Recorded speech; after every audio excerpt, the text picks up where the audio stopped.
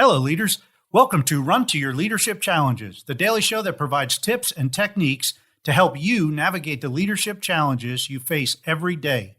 I'm your host, Paul Grau Jr. from the CLC Team, and we work primarily with military leaders to help them be the absolute best leader they can be. Our primary goal here is to help you lead from your very best self. Because let's face it, everyone deserves a great leader. So let's jump right into today's topic. Hey, this week we're talking about the challenge of how to successfully lead mental health issues and disorders in the workplace. And today we're going to talk about depression. Now, according to the World Health Organization, depression and anxiety cost the global economy $1 trillion per year in lost productivity, and an estimated $44 billion of that $1 trillion in the U.S. alone. So I'd say learning about how to lead team members with depression and these other types of disorders is very, very important. It's too costly to ignore.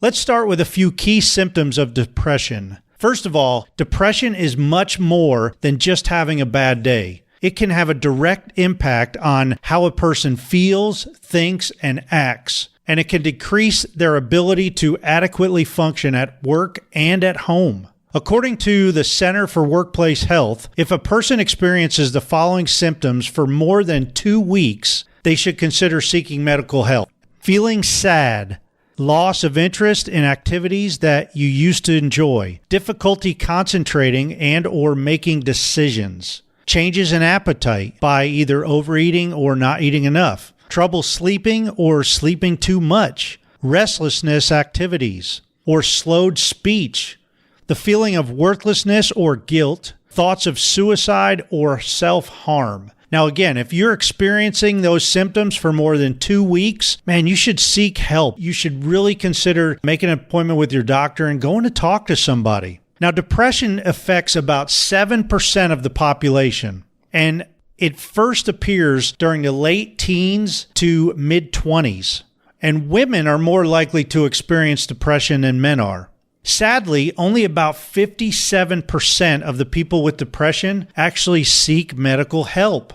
So that leaves over 42% of people with depression that are just trying to do it on their own, trying to make it through day by day by day with depression. And that's why support systems are so important in our work centers. Leaders are in a prime position to notice depression in its very early stages if they can identify behavioral changes in their team members. That's why it's so important to get to know your people, get to know their typical behavior so you can recognize their non-typical behavior. You see, when you know your people, you know how they act in certain situations. And when you know your people and you know how they're going to act, you know when something's just off, and that's the non-typical behavior that your team members may display. So leaders can play a crucial role in supporting team members and ensuring they direct them in the right direction and to seek help. Finally, some actions leaders can take are similar as people with anxiety, like we discussed yesterday. Awareness is, again, the very first key, and it's very important for depression. Post things on newsletters, emails, bulletin boards, your safety boards, your info boards, and stuff like that. All right? Get the word out to your people. Also, encourage leaders at every level to not be afraid of encouraging their team members to converse about dangers of depression. Don't be shy to talk about this. And man, encourage each other at work. If somebody's having a bad day, go over and pat them on the back and say, hey, we all have these bad days. It's going to be okay. We'll get through it. Ask them what you can do to help them. Hey, as always, thank you for listening. So we have some big things going on here with our online membership group for leaders. It's actually growing, and we're adding a new group specifically for military leaders.